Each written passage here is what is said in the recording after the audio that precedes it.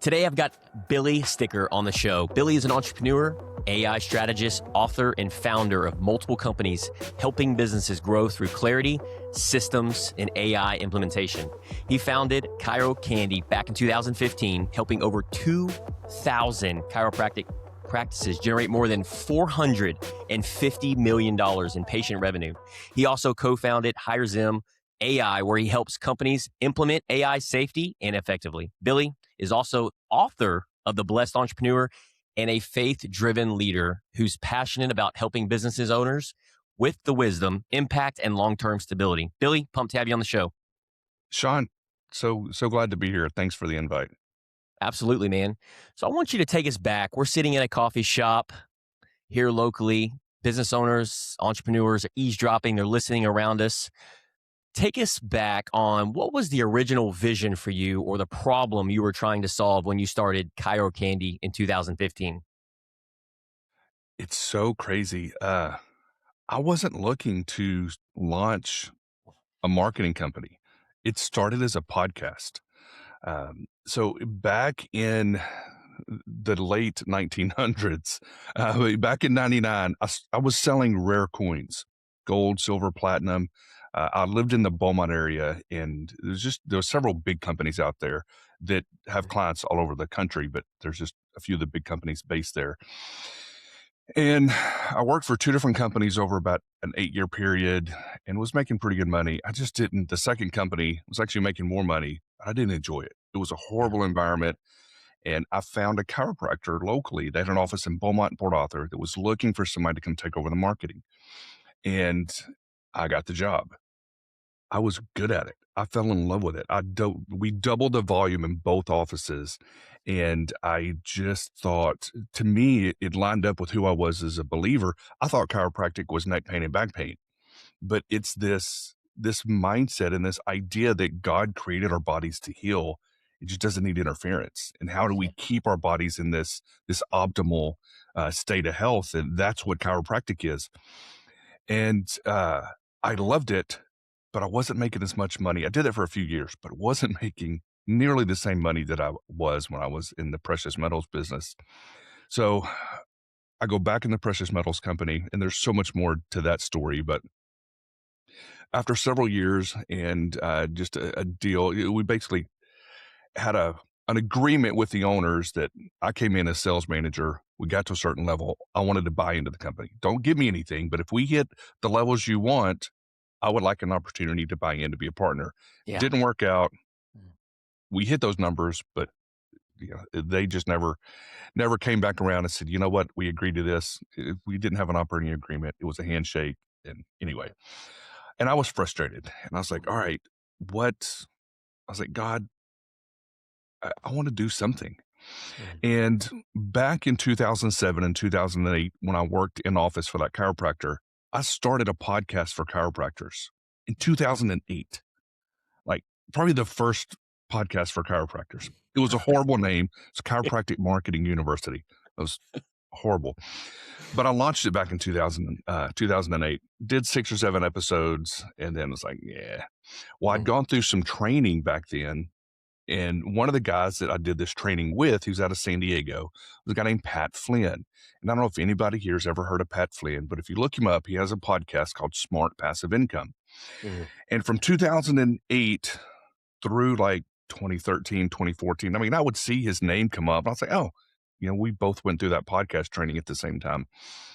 And it was November 2014. November 2014. I just happened to go to his website, and in the upper left-hand corner, he would put like his income. The idea of this podcast was, I'm going to try to make money on the internet. I'm going to show you how I'm doing. I'm going to show you what's working, show you what's not. Smart passive income. Yeah. And it was like at $85,000. And I was like, wait, we both started at the same time. He kept his podcast going. I stopped doing mine. He's making $100,000 a year with a podcast. I was like, this is incredible.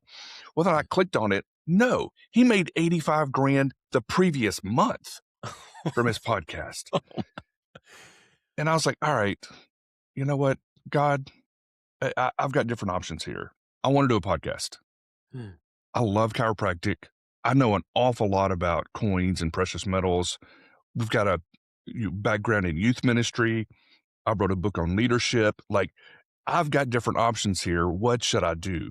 Yeah. And not to be super spiritual, this is just kind of part of my journey. I felt God ask, like, what have you enjoyed the most? I was like, I really like chiropractic. And he's like, Mhm. do that. And I knew I didn't want the name Chiropractic Marketing University. So I got to just a download one day of Cairo Candy. And sure enough, I do like most entrepreneurs, go straight to GoDaddy, see if the domain's available, purchase. And in 2015, May of 2015, we launched the podcast. 6 months later, I quit my six-figure job, and it was just a podcast. But people were asking me to market. Hey, can you help me with marketing? Yeah. And we fell into this Facebook ads niche. And we did that for the longest, then Google Ads, then TikTok, and now we're full service. Everything from streaming TV to websites, all of the AI search, all the things that you need. We've got clients all over the world. A lot of clients have been with us 8 and 9 years. So we love it. And then now we're really diving into the AI side of things. But that's Yeah. the backstory in a nutshell. Man, so you've built multiple companies and helped a lot of people grow. And one of the things that we both know, and I want our listeners and business owners to understand this, is from my experience, the more people that you help, whether it's working with leaders, business owners, team members, hit their goals, the byproduct of that is the monetary value. So serving people, having that as a priority, and with you having these multiple companies, you're able to serve and impact these other business owners and leaders that you work with. I'm curious, what have been some of those biggest lessons for you that you've learned the hard way as an entrepreneur in your journey of building these multiple companies? Wow, some of the biggest lessons is it's not always easy. If it was always easy, everybody would be an entrepreneur. Yeah. And it's just not. And we went through a season, over the past 18 months where the business, and I kept having to tell myself, growth wasn't as easy as it had been for the previous, 8 or 9 years. We were just growing so much. And then we plateaued, and then we even started going backwards. Mm. And I'm like, all right, God, what am I missing? What am I doing? And I think I'm doing all the things, but almost felt like I was drowning. Not quite drowning, but I'm like, this is tough. Yeah. And I was at a mastermind event, and I don't know Mm. if you've ever heard of John and Lisa Bevere. And when Mm. you and I met for coffee, I may have shared this story because it just really uh, impacted me in where I was in that season.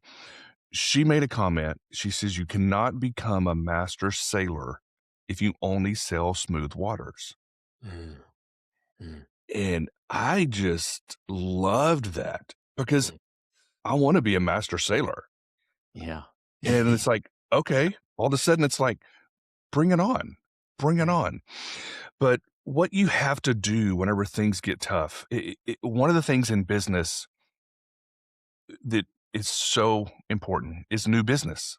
Yeah. New business is the lifeblood of a business. You're not going to keep all of your clients forever. You depending on what type of business you are, there's going to be some churn in there. So you want to do what you can do to plug those holes, but Yeah. also be able to get new business. And there were times in our company where we were growing so much Mm. that we didn't have the team, and so we Yeah. would literally have to turn away business, Mm. work on the team. That's one of the things I told myself is we're going to get SOPs in place where we are never turning away business again if they're a good fit. I'm Yeah. not gonna because there are times when it's not easy to get business. Right. So when it is, we're gonna what is it? Make hay when the sun is shining or whatever it is. Like when fish are biting, we're gonna go fishing. Yeah. But also figuring out what is it that you do because we all get paid to serve clients, right? We're Mm. solving some type of a pain point. Mm. And if that ends up being the pain, okay, for example, Facebook ads for chiropractors for years, dude, it was easy. Like we can run Facebook ads for chiropractors, and it's like this in some markets where still it's just like it works so well, and other times it doesn't. Well, it's Mm. because there's a difference between principle and strategy, right? The principle is all of your marketing should be building trust. There's three Yeah. key things marketing should do. It should build trust. Mm. You need to be known, So your marketing needs to help you become known, Mm. and then it also has to help you become found when people are looking for you. So trust, you got to be found, you got to be known. So how can we do all that? Like those are the principles, but the Facebook ads, the SEO, the streaming TV, whatever it is, all these are strategies Mm. that have to be backed by a principle. And for us, the principle is how do we help our clients become the best known at what they do? Yeah. And there's all these tools that we get to use to do that. And it falls under the principles of trust, being found, and being known. Yeah. But then there's all these different strategies. So it took me being able to step back and really think, what is it that's keeping my clients awake at night? So you're known, that leads me into I made a note here. I wanted to tap into this. You're known for helping business owners really see around the corners. And when I read that, it made me think of chess versus checkers. Was that always natural for you, or was that something that you developed over the years through pain, mistakes, and your own experience?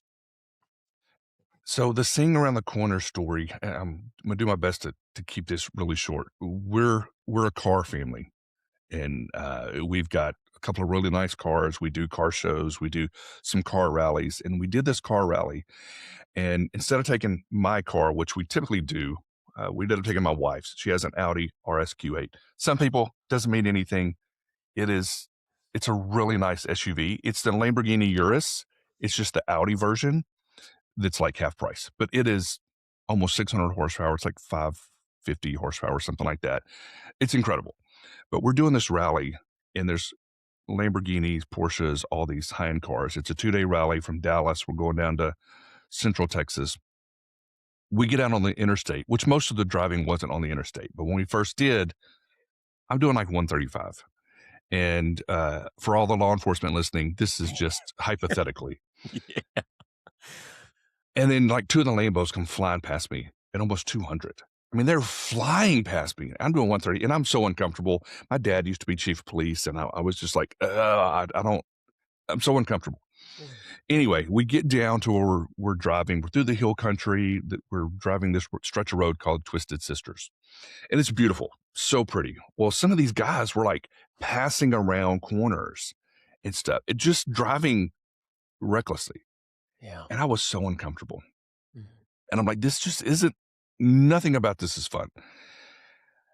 End of the second night, we're having dinner, just the kind of wrapping up the event. And one of the older gentlemen, he's probably in his mid 60s, drove a yellow Porsche 911. You know, he's kind of wrapping up putting the bow on the event. And he's like, look, guys, some of you, this was your first rally. And we had told you guys, y'all need to get these walkie talkies, like a special kind of walkie talkies. He Mhm. said, some of you guys thought we were driving crazy. He goes, but we're communicating the whole time. We're talking, we can see around the corner. We're Oh, talking, hey, you're good. You know, you got it. You're wow. clear, Yeah. which made me feel a lot better. Yeah. But still, I was like, I don't know. I don't know. Well, Monday morning, I'm having a call with a group of guys that we have calls just about every Monday. And one of them said, hey, today it's all entrepreneurs. So let's kind of ask God to lift us up 30,000 feet above our business and see what he sees. What does he see in our business? So we take this time, and I felt God say, because I'm still coming off this adrenaline rush from this weekend.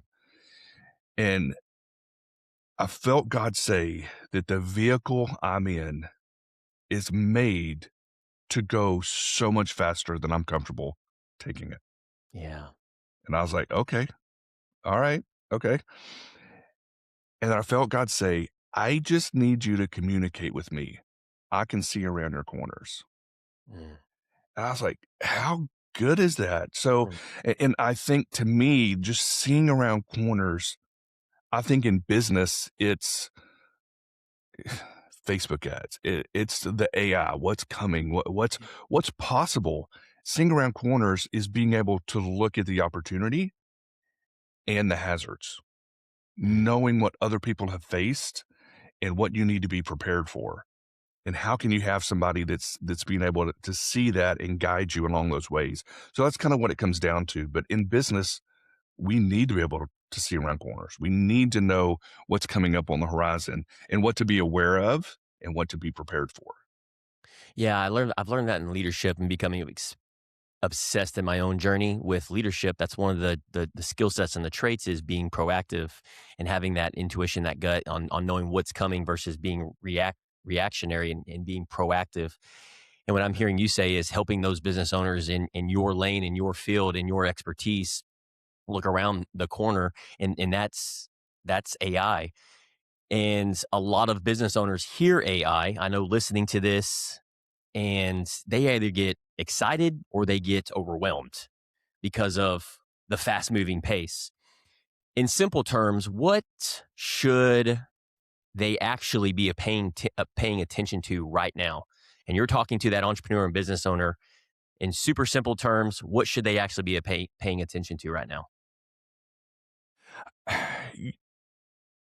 AI is not going to replace everything.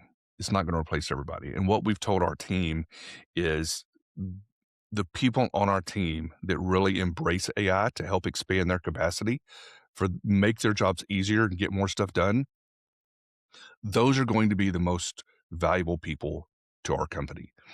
And I think the same is true in most businesses. If you can look to see how can AI help you increase capacity, how can it help you do market research? How can, like, what are the things in your business?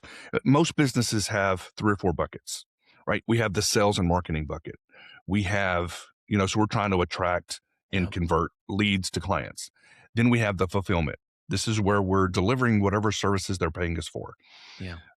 We're trying to upsell them. We're trying to, to retain and even get referrals and reviews would maybe be the third bucket.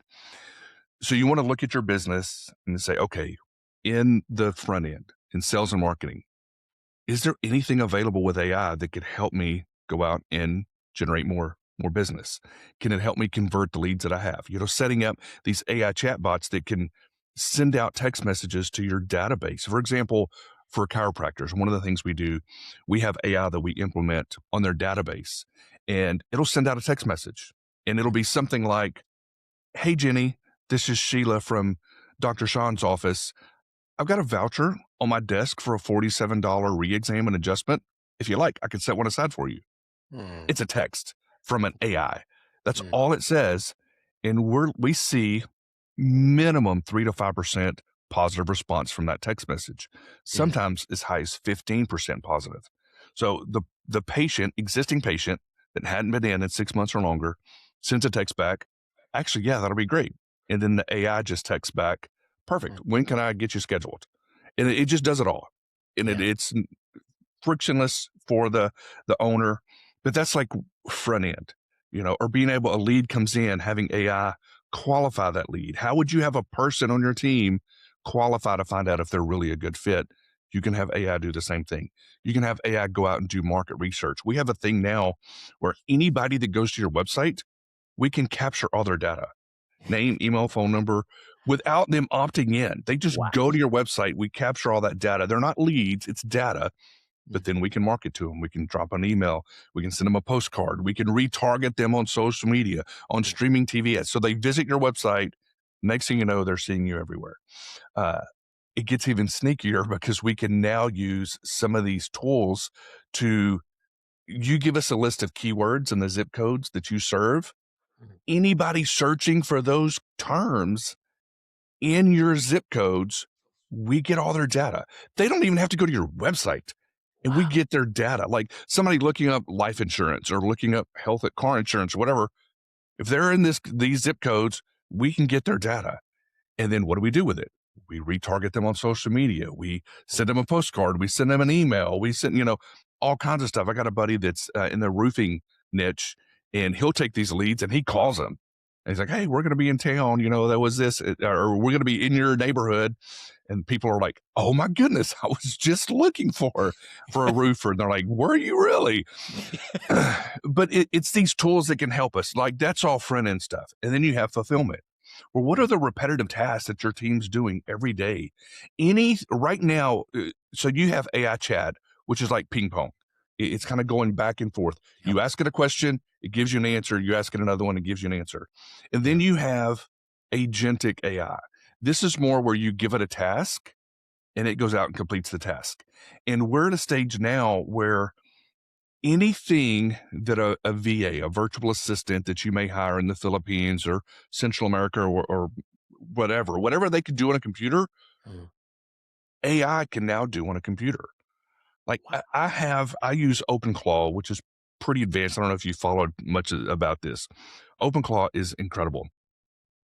I can actually have it go pull up my top competitors, and I'll just text it, hey, go pull up my top competitors, do an SEO audit on their websites, show me the biggest opportunities I have to rank higher than them in some of these things. And it'll give me information. I'll say, you know what? Now create blog posts for all these. Perfect. Now go ahead and upload those to my WordPress site. It Mm. does it all.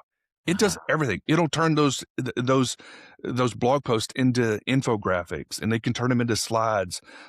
Used to doing presentations, it would take forever.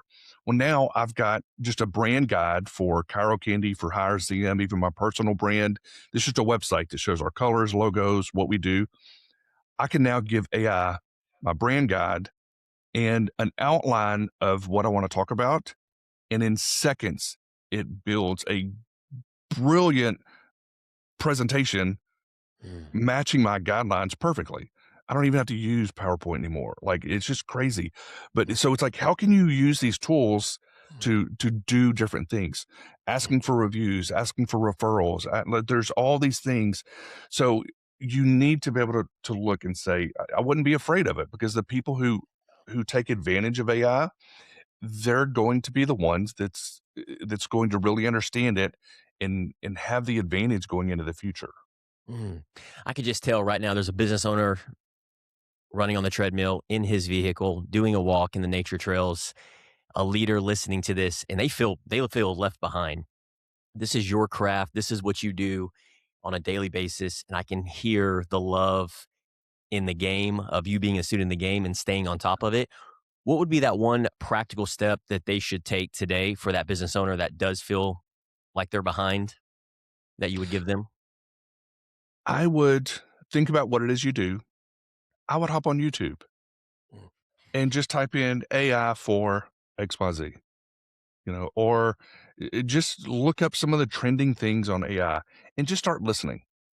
Yeah. Just kind of, it's like anything. Nobody's born knowing how to do this. My Yeah. daughter played volleyball, and I mean, she's 24, married with, her first child now. But I remember being in seventh and eighth grade and us going to these tournaments and stuff. She was doing club ball, and she would be intimidated by these girls who'd been doing it longer. I said, babe, nobody was born knowing how to receive and serve and attack the ball. Like, they all had to learn it. And I think we feel the same way about things that we get uncomfortable about in business. It's like, oh, I can't do that. Mm. You can. It's a skill. You can learn it. And the more, sometimes it's just the more and more you hear it, all of a sudden you don't realize how much you do know, Mm. you know? So you just have to just get in and start learning. Yeah, one of the things hearing you say that we work a lot with in the Level Up and Live community with these business owners and entrepreneurs is really time blocking certain things during the day. So if they're really good and this gives them energy, because it really comes down to conserving your energy. Like, what gives you energy, what depletes your energy. At least that it works really well for me. Is I know what gives me energy and what depletes my energy, and then either delegating or outsourcing the things that don't give me energy. And when it comes to AI and automation, the things that you're saying, I'm like, yes. However, if I'm the one having to go and build that out, it depletes my energy. But I know the return on Right. investment is sky high. But here's the key ingredient for the entrepreneur and business owner listening to that. We have to be able to time block that. And what I'm hearing you say, Billy, is like, if you don't, then you're going to get not only left behind, but and your competitors are going to take that. But if that's something that you don't want to focus on, then either work with somebody that does, like yourself, that is obsessed with it, so you can ride that wave and have somebody build that out in whatever industry that you're in. That's kind of what I took away from it, is like, you better be intentional about it. You better time block it and scrape the surface, whether it's starting with YouTube, finding some podcast on it, and putting one foot in front of the other and start implementing it in your business, because it's not if, but when. The ones that are utilizing it are the ones that are going to see the highest dividends already, and then in the near future as this 100%. thing speeds up. So Billy, man, dude, I could just sit here and ask you questions and let you talk and just be wild, brother. I've gotten to know you a couple times now, man, and obviously you have so much wisdom, so much knowledge built up in that brain of yours, and we extracted just a small percentage of it today. There's so much more. We're gonna wrap this thing up, but I wrap this up by doing, it's called rapid fire questions. So I've got 5 of them. The Okay. instructions are quick answers and don't overthink it. Okay. Okay. All right. So one thing business owners are overcomplicating right now. Marketing. One leadership trait every entrepreneur needs more of. How would the person you want to be do what you're about to do? Biggest mistake leaders make when scaling. Not spending enough on marketing. That's good. AI tool or system every business owner should explore. Right now, Claude and Claude Cowork. What matters more long-term, clarity, speed, or control? Speed. Right now, speed. Well, Billy, this has been a powerful conversation, brother. I really appreciate your wisdom, your conviction, and the way you're helping business owners grow with more clarity, better systems, and long-term vision. I know a lot of leaders listening to this needed this conversation, not just around AI and growth, but around something, they're building something great that actually is going to last for the long run, because this is a marathon. And so for those that want to connect with Billy, learn more about his work, or dive deeper into what he's building, make sure to go follow him on his socials. And Billy, thanks again for coming on the show, brother. I appreciate you. Thanks so much, Sean.